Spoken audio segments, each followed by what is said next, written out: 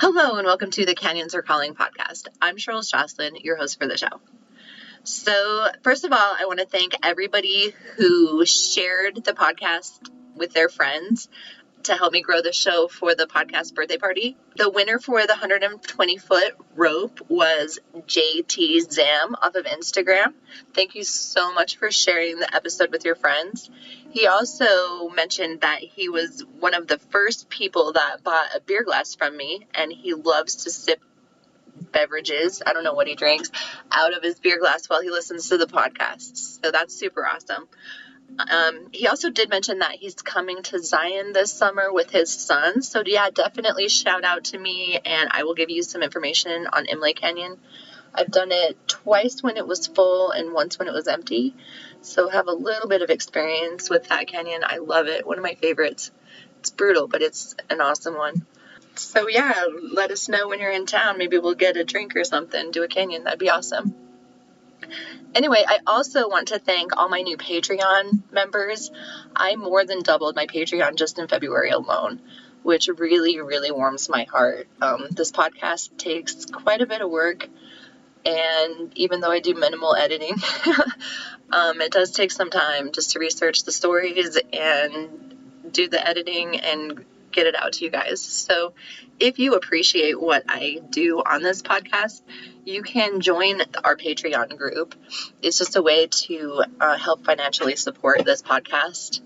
All of the support from this show comes from the listeners, like you guys that support through Patreon. So you can do that at patreon.com/The Canyons Are Calling for as little as $2 a month up to like $20 a month, whatever you feel my time is worth to you.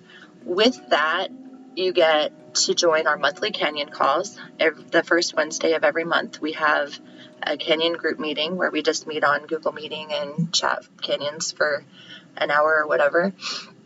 Have special guests on there from time to time. Also, the only place that I post who I'm going to have interviews with upcoming is on Patreon. I feel like if you're financially supporting my show, then you should be able to ask my guests questions. So that's another benefit of joining my Patreon. So if you would like to do that again, it's patreon.com/The Canyons Are Calling. Also, on my website, thecanyonsarecalling.com, I have those awesome pub glasses. They are really nice, thick, insulated glass. I like to stick them in the freezer and have them just nice and cold, ready for an after canyon beer or whatever. I also have dog tug toys that are made out of Imlay Canyon gear rope. I have all different colors and styles on there. So my dog loves them. She's a pit bull and she knows the difference between her toys and my canyon ropes. So that's pretty cool. Some people were a little bit worried about that, but just keep your dog toys away from your canyon gear and teach your dog the difference. They're pretty smart. So anyway, if you're interested in those, it's thecanyonsarecalling.com. I also have an Amazon link on there for people's favorite canyon snacks. So if you already shop on Amazon, you can use that link to get yourself some awesome canyon snacks. Anyway, enough of me rambling on. Today I have with me Jasmine Li. I actually did this interview back in November, and I have been waiting for her to get me some information. So I'm just going to go ahead and post this anyway. She is always out on super long excursions. I know she did another like 2-week canyon, and she was on a 7-day adventure, and she's just super busy. So she will eventually get me the topo maps that we talked about and the list of the Taiwan canyons that she should suggest that people do, and I will post that on my website when I get it, but I'm going to go ahead and post this interview without it. So let's go to Taiwan and talk with Jasmine. If you want to just tell us a little bit about yourself and how you got into canyoneering. Okay. I start my river trekking life like 20 years ago in the college of the mountaineering club. So the river trekking we call sawanobori in Japanese. It's like climbing up the waterfall and go up by the waterway to the peak. It's a kind of activity in Asia and from Japan. I heard that some British people also do that. Okay, so you're going from the bottom of the canyon up the canyon. Yes. Okay. Yes, and to the pit. So if we make the waterfall, we just climb up by like 8 climbing or 3 climbing. Okay. So it's totally up, like opposite from canyoning. Then when we do the go back home, it's canyoning. When we find the river is too difficult, we go down. So it's canyoning. And I started thinking, is there any more safety way to go down the river? Or sometimes the river is too difficult for climb up. So we will do approach. And during the approach, you will feeling, oh fuck, I want to see the river, the gorge inside. What I'm missing it. So there must be a way to go down, which the waterfall you cannot climb up, or the deep gorge you cannot get in by upper way. Then that's the point I start to thinking to learn canyoning. Because the Sawanobori, aka river trekking, it's like basic on rock climbing. It also go into the water, but you know it's from bottom to the up, so you know every situation you know already. Okay. Then, if you go down, that's totally unknown way. So find a way to go into the gorge, which I'm missing, is the time I start to canyon. So I wrote a project to the government, say I want to combine the Easter and Western outdoor culture in river, and I went Vadon in France for learning canyoning. Yep. Okay, awesome. It's also good to introduce the activity Sawanobori, aka river trekking in Asia. So now I get the free way, go up or go down. Also, I feel exhausted every time I need to go up the river, but I need to go down the mountain by mountaineering way. I feel boring. So if there is a way, go up by Sawanobori, river climbing to the top, then canyoning down in other side of the mountain. That would be cool. I see what you're saying. That does sound fun. Yeah. So it's also a kind of reason I go learn canyoning. Okay. Awesome. And it will start like 12 years ago. Oh no, 2012. Yeah. Okay. I start canyoning. I started in 2011. So, been doing about the same time. Senpai in Japanese. So you're elder of my river life. Awesome.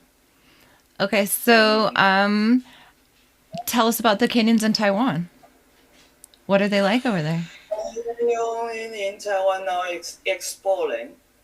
So thank you for the expedition 2016. Canyoning in Taiwan, which is a team combined with like 8 members from 7 countries. And we're supposed to go to a big plain. It's a river called Chakan River. Then it takes like 13 days for river climbing way. So all the information of the river is clear. Then we plan to go down the river by canyoning way. And the weather is it was worst. So we change the plan. Separate the trip as the 5 days plan in Malisang River for canyoning and other days for short canyoning in Taiwan. So by this expedition, we also open many new canyon, which is difficult, well for training and education. Then we start a potential of canyoning in Taiwan. So Now we have many river which are like international standard because the grade was made by my other team member. They know other canyon around the world well. So we have much river and we can build a system step by step.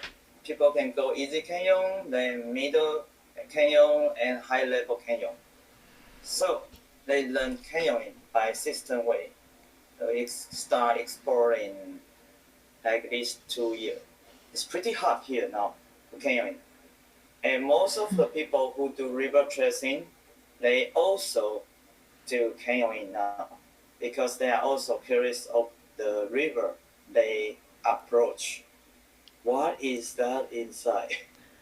Right. Okay. Nice. It's a Chatan River. Then it's long like 15 kilometer, and the watershed is 276 square kilometer. And you start from the top of the mountain, 3,069 meter to 50 meter. So it's 3,000. Then in 14 days. So it's something interesting. We find the difficult river is the same days by canyoning, by river climbing way and canyoning way. We were thinking canyoning will be faster, but actually it's also many technical part in alpine canyoning. So it's just the same to climbing up. So the Chakan River is located in the east north Taiwan, and it's a limestone river. So it's like canyoning in the church. Yeah. Everything looks so, how to say, big and elegant. Then after 13 days, me and my another two member, Japanese friend, we going down the river. So we also pass through all the part we done climbing up before, and it's totally unknown. It's 3 sections. Then all the section have the waterfall more than 60 or 80, and the huge lake. We call the lake like a go-to hill. Oh, well. Do you have to swim across the lake? Huh? Did you have to swim across the lake? Yes, we need. Oh, wow. And it's unknown for the next waterfall. You know that. Yeah. Oh, man. So every time we need to leave the rope there for the last waterfall and go for the 2 waterfall to make sure we can keep going down and come back. Come back and get your... Take up the rope. Yeah. Okay. Have you done the canyon again since then? Have you... No. Okay, just that one time. 14 days, no more. Right. I was wondering if like the first descent took longer and then it would take less time later on because you knew it was coming. We use the expedition boat, so it will not live there long. So I guess everything need to start from the zero again. If I go again, I would like to use helicopter because it's no fun to carry 35 kilogram pack climbing up the mountain to 3,069. Yeah, so one time is enough. Yeah, but we do climbing up first time, also the same days. So we was talking about, me and my friend was talking about, what the fuck, we are here for 2 times. Why? Yeah. Yeah, but one time is going up, one time is going down. It's totally like 2 different rivers. Yeah. Yeah, somebody said on a podcast last time, when you're doing a canyon, you need to always turn around because then you see twice as much canyon. And I guess the way you guys are doing it, you're going up one way and coming back down the other way. You're seeing twice as much canyon. Yeah. That's awesome. We have second life of the river. That's cool. So, like, what kind of issues did you guys encounter in that 14-day canyon, aside from having to backtrack every rappel? How much? Honestly, I forget it. But I think it's more than 30. Oh, no, 20. More than 20. Then we bought him for, yeah, it's around 20. I need to check the map. We have a kind of map called Sawanobori map. Then my Japanese team member, he made it. And it's different. It's very interesting. In the canyoning, the topo is vertical, going down, going down, going down. Okay. But in Asia, for Sawanobori map, Asia topo is like a bird view from the top. Oh, okay. Yes. Huh. So it's different way. I can come to you and write you how much waterfall inside and how many meter it is. Yeah, if you So could send by the map, that would be cool too, just to see the yes, difference. also introduce Sawanobori map. Yeah. Okay, I will send you. Sweet. Okay. So Andrew had also mentioned that you did an awesome canyon in New Zealand that took 3 days, the Gloomy Gorge. Yes. You want to talk about that one a little bit? Yeah.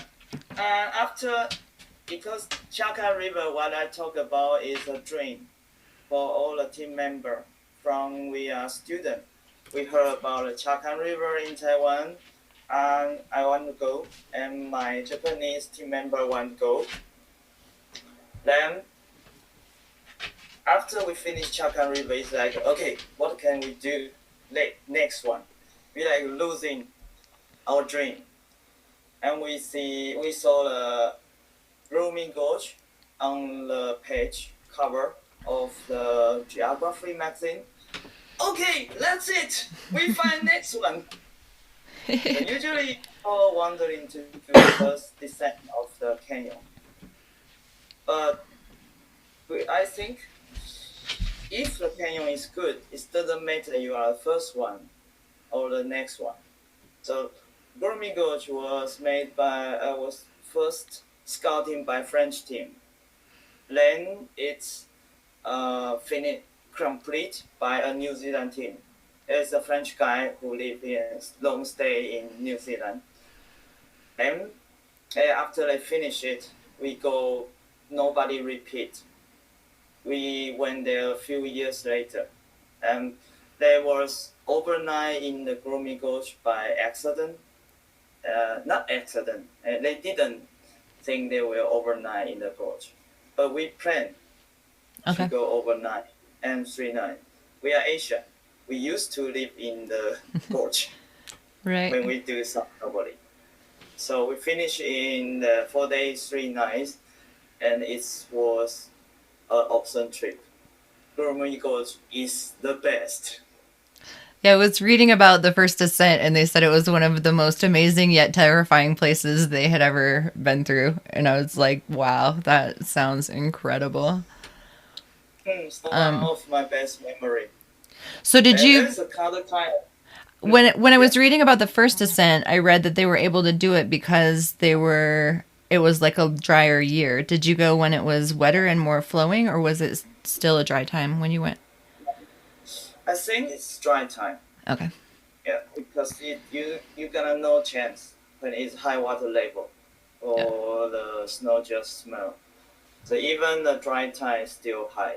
Yeah. So we went to the bottom to see the mark, which the first team mark on the, maybe also second team, I'm not sure, who marked the water level, and we compare of the photo. Okay, it's available. Gotcha. Okay. Nice. Mm. That's smart. But we went New Zealand for scouting 2 times before. Okay. We like think about, do we have ability for it, and all the natural environment, are we get use of it? do we know how the snow smell amount of a river? Because you know the water in Asia, Taiwan and Japan is most from raining, not snow smell. From snow, yeah. So, yeah, so after 2 times scouting, we got a great member from Japan. Then we finished it finally. Nice. So it's not so simple.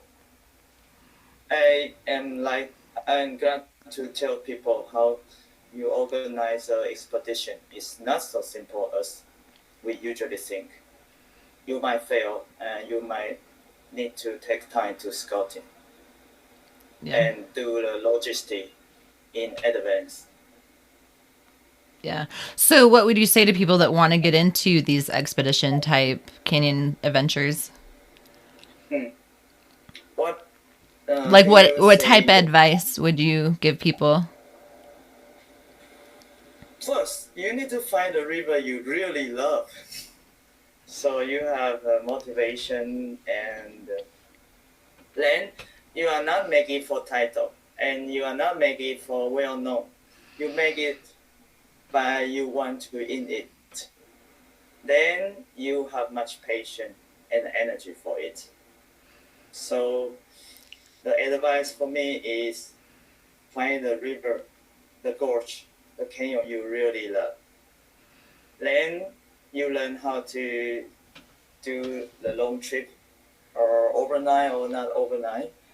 And most interesting part is how to do ultra lightweight. Yeah. Interesting part for canyoning is the weight is not different by which kind of river you go. You always will need 3 ropes. One for rappelling, one for retrieve, one for backup security. So it doesn't matter 2 people, 3 people, or 10 people. So weight issue is the most important issue in expedition of canyoning. Yeah. So we have some trick for that, about the food, about the gear we use, and the most important for the long expedition is the weight for airplane. How to bring the gear and not pay another ticket for the gear. Oh, right. Yeah, because that gets heavy. For sure. The most difficult moment for us is usually the time you boarding. Yeah. More scared than go into canyon. Right. For sure. So during the expedition, people usually wear their canyoning shoes to go the flight, and bring all the carabiner in the carry pack, and try to explain Juma is not dangerous to us on a plane. Well, we were flying back from Costa Rica, and some of us had carabiners in our carry-on and got through security totally fine, and other people had carabiners in the carry-on and they gave them crap about it. It was really weird. The carabiner is usually fine, as the Piton and Juma. You know, Juma have teeth. Like, one person ended up having their knife on their belt, like, with their harness, and that went through fine. And then, like, I don't know, it was really funny, like, what went through and what got harassed. I don't know. Traveling's fun. The most interesting story I ever heard is one of my friend's friend, and he's a German. He bring the battery of the door through the to go to the airport. And it was 406. So when the package passed the X-ray, it looks totally like a bump. So he got people flooding him very soon. Who are you? Where are you from? Right. What is this? That's awesome. It's always interesting going through security at an airport. Yeah, so for expedition, I think this is a kind of detail from beginning. Yeah. And once you start it smoothly and get the well preparing time as local, your expedition usually already success like 50%. So what the suggest I get people is if you don't feel you prepare enough, just do it next time. And if you don't feel it's everything okay when you arrive at the place, just give yourself and your team the time, well prepared, and go into the canyon safely. Yeah, that's great advice for sure. Follow those instincts. Yeah, usually we will be rushed. We need to make the goal. We need to get the window, but it make everything more difficult in my experience. Or sometimes the weather doesn't cooperate and you've spent so much time preparing and getting to the place that you just really want to do that canyon. And, you know, sometimes But I things are think, out of your control. The canyon will be there later, even if it takes 10 years to get there yeah, again.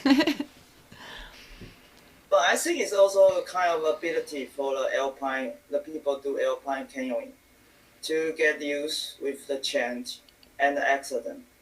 So once you get used of it and feel peaceful to go through it, usually you get better result.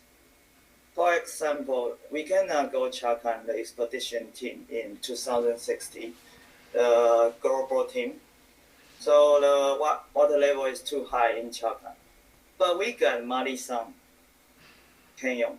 It's also a 5-day trip, and we make a film for it, a documentary for that. Okay. And we also I think 3 and 4 very good training canyon in Taiwan. So it's even better. And we still finish it in next year. Nice. Yeah. Yeah, so once you get used to feel comfortable in the change, like the weather, you got something better than you imagined before. Right. That's awesome. Good point. Mm, mm. For sure. So, is there an essential piece of gear that you always carry with you when you're out on an adventure? The gear I bring is the same like other canyon.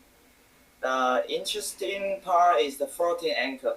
Floating anchor was usually people make by the pack. Like take off all the gear and put it to the waterfall to make a guideline. Mm-hmm. So we don't use our pack. We bring another extra pack, small pack, to do in floating anchor. That's the interesting part.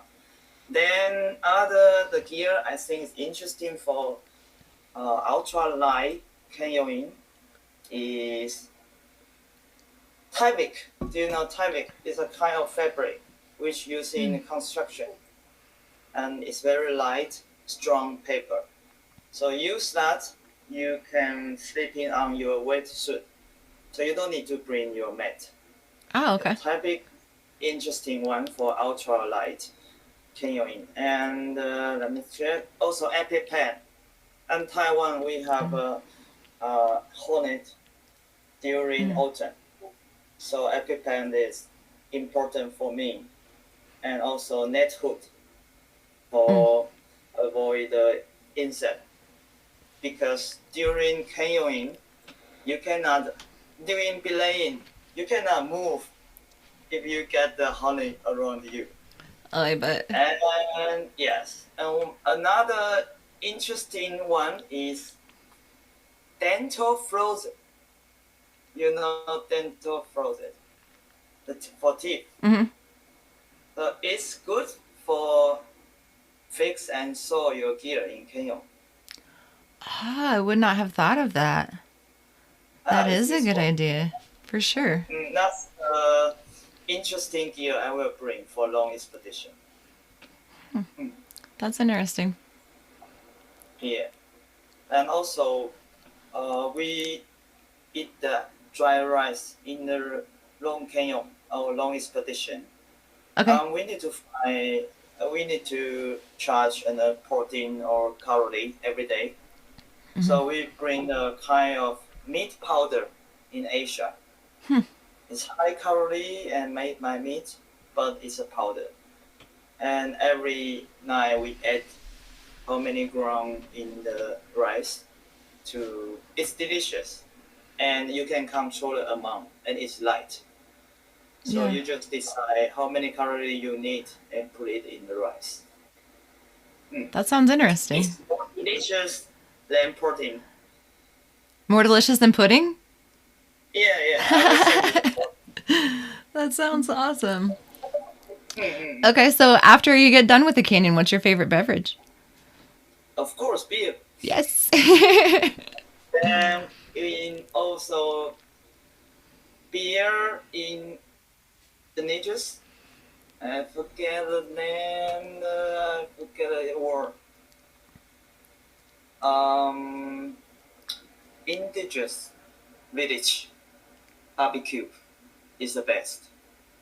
Beer with Aboriginal village barbecue. It's also best memory of the. I guess Andrew also agree that's the best memory of the barbecue.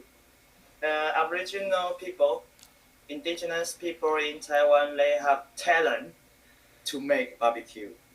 So if you come Taiwan for canyoning, please try indigenous barbecue in the local village. If we do come to Taiwan and we only have a few days, what are some of the canyons that we should hit? I would like to recommend there's a list in Taiwan, the best 10. Then after the expedition of 2016, and I also invite the people come Taiwan for canyoning education, like CIC and the people also from every association. Then, so for the education, you need to have classroom, good canyons. So by running the course, we also open enough international level canyon in Taiwan. But one is the best. It's called Taiji River, Taiji Canyon. Taiji is best recommend. It's impress everyone. That is the only one all the team members say, I would like to bet again. I will show you the photo. Yeah. Awesome. Taiji Canyon. So Taiji Canyon might be the spot of the trip, and there's another 10 good river. I can update you the list, and you can put it Okay. On the website? top. Okay. That sounds awesome. Mm-mm. Cool. Do you have any other canyon stories you want to talk about? Or any safety advice you want to leave our listeners with? Let me check. Okay, what is the one really good food for a snack in Canyon? Beef jerky and pork jerky is different. In Asia, it's really like a steak in the canyon.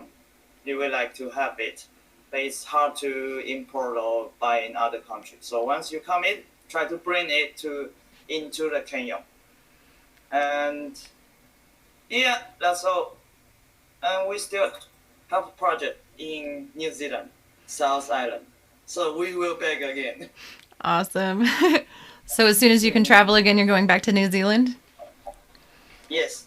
And one thing is interesting in Taiwan of the canyoning development now. Because of COVID-19, so more people go into outdoor because they cannot go overseas to do their overseas trip. So there were many accidents happen now in Taiwan in the mountain.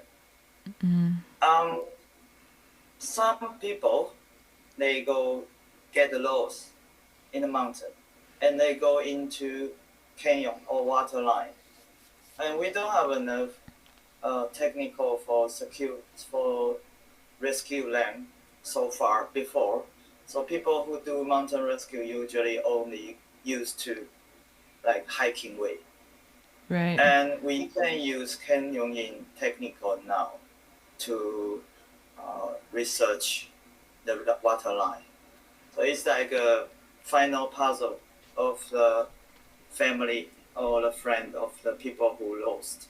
Because it was usually a pity, like we search every area except Down there, because they can't get there.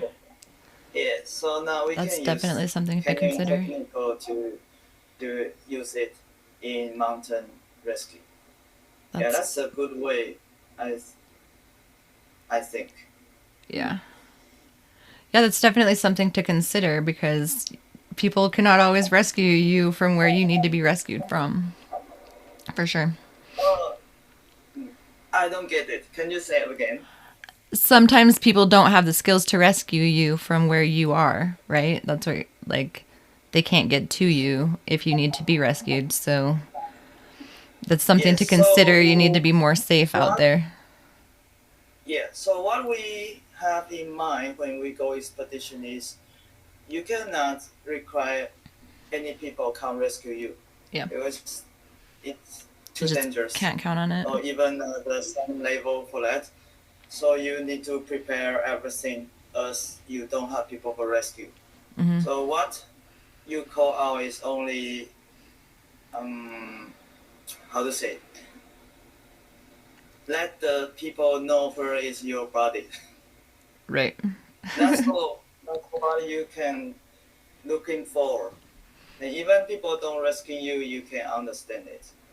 That's when you do the expedition, you need to have this kind of strong mind. Yeah. In other words, yes. For sure. Good point. All right. Well, one thing, yeah, I can share in with you. One time we go most difficult. After Chakan, there is another most difficult canyon exists in Taiwan. It's called Castle River.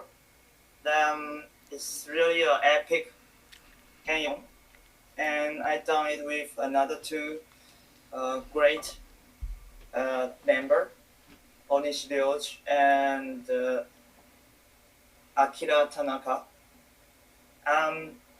During the time we going out, we find a body who some people just drop, how to say that, fall down to the riverbed.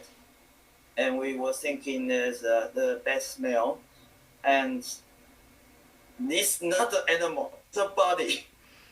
Right. After we going out, we noted the place, and the government and firemen start to make a rescue of the people. Actually, it's not called rescue; it's research. Recovery. But in Asia, it's important to bring people home. Yeah. Even it's not alive. Right. So we are glad we can have this kind. We can help somebody's family. Yeah. At And least. also, yeah. So And we done it. were they able to find out who it was and let their family know? Yeah. They are the overseas worker from Vietnam. Vietnam. Yeah. So they doing the wood cutting job in Taiwan. Then they get lost there and fell down. Oh man. And what I'm thinking is, it's not the first time of my experience, because we went the canyoning for the expedition and usually nobody there. So we do find another people when Hokkaido is a northeast area of Japan, and we climb canyoning down for the ice canyon, and we find like a human body. How to say? All clothes is there, and like a human body, just no body inside. Wow. And after we going down for the waterfall, we find a bottle in the lake. in the next lake. There's a bottle circling around, and I was thinking, what? Is that really the bottle later? So we get up it from the eddy.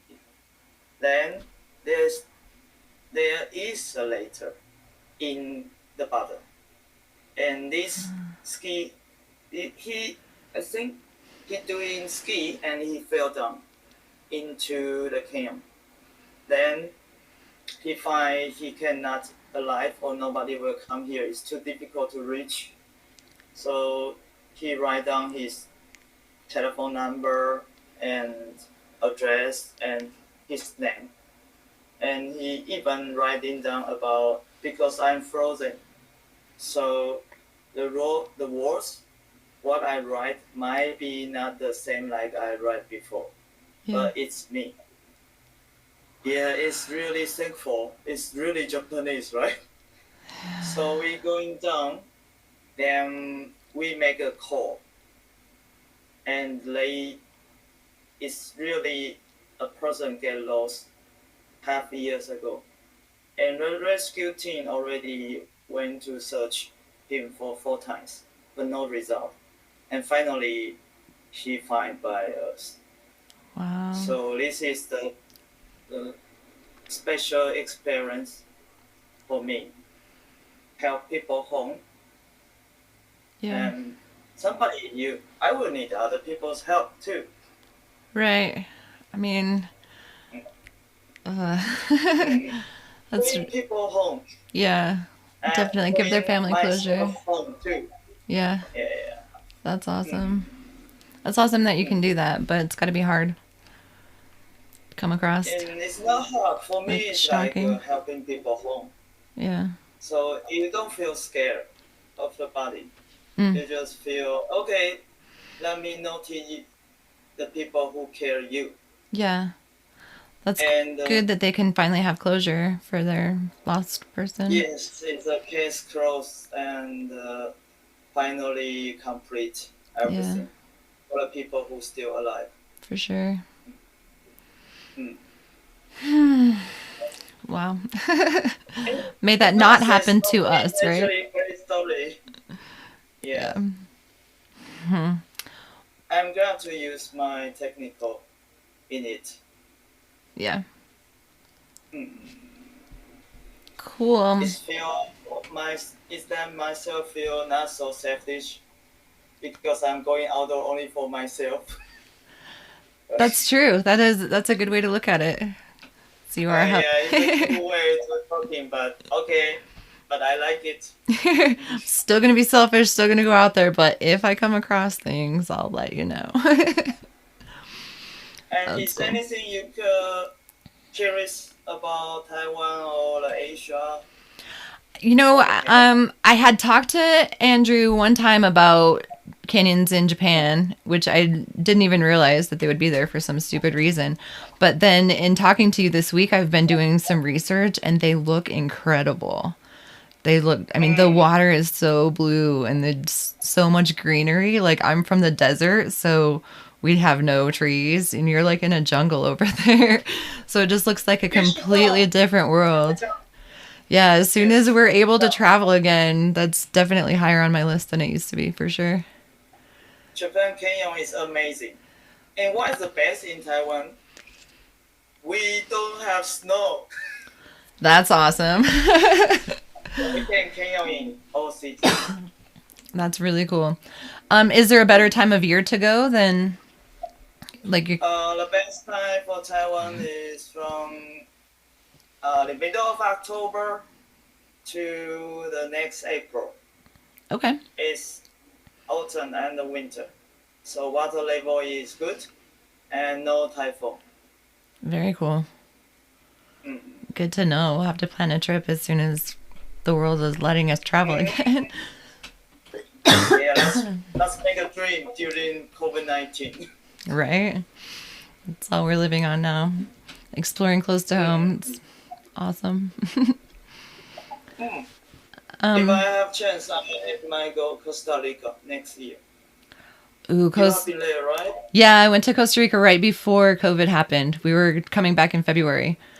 last 2020, and it's amazing there. Okay. I would like to. Yeah, the canyons up there are really, really beautiful. Also, and definitely like more green and blue water than I get to see here. So it was fun. So my plan was that time too. So maybe we are joining the same project. It was invited by a Costa Rica person, Canyon. No? Who was it? It's too difficult to pronounce. No. You don't remember? I will send it. Anyway, we might have a chance to meet in Kenya. Yeah, that'd be awesome. Mm-mm. Cool. All right. Is there anything else you'd like to add before we say goodbye? No. Thank you for your invite. Yeah, thank you very much for talking to us. It's exciting to hear about canyons across. Yes. Yeah. Then also let me know when your link and the canyon is calling, right? Yeah, the canyons are calling. I will promote it for you. Yeah, and they have the website, thecanyonsarecalling.com. I'll send you I will a link for that promote too. in the we have a community. Uh-huh. It's called rigging, canyoning and rigging of Taiwan. Okay. So I will invite you inside and I will put your information on it. That'd be awesome. Get some Asian listeners on board. All right. Well, thank you very much for your time. Okay, well, that concludes my interview with Jasmine. I am going to have links to the canyons that she did, the Gloomy Gorge and Shaka Canyon. And you guys got to go look at the pictures. They are fantastic. They look like such beautiful places. Like she said, it looks like the church. The rocks are so white and the water is so blue. And it just looks so incredible. So I can't wait until I can get over to Taiwan and meet up with Jasmine in person and do some of these canyons. They just look really cool. Shout out to Jasmine for working with the Taiwan authorities to be able to do the explorations that she is doing, and also for being on the search and rescue and recovering so many people to bring them home to their families. That is really awesome. I commend anybody who is on the search and rescue team. It's such an incredible way to give back to the community. So shout out to all you guys that are on search and rescue. If you have an idea for this show, please reach out to me at thecanyonsarecalling@gmail.com. I really appreciate everybody that has reached out so far. The compliments are so encouraging, and the suggestions have been awesome. Most of the time, I already have that person in mind, but it's really cool that other people are on my same wavelength. So when I started this podcast, I honestly had no idea where it was going to go, and the first few people that I asked to be on the show denied me. So I was wondering if it was really a good thing to do. And then I started the show anyway, and I have gotten such incredible feedback. So that warms my heart. So you can also join us on our Facebook group page. I will have links to that in the show. I'm also on Instagram, but I really am still trying to figure out how that whole thing works. So I'm not as good on Instagram as I am on Facebook. Just putting that out there. Okay, well, I'm sure you all have other things to do, and I hear the canyons calling. Let's go.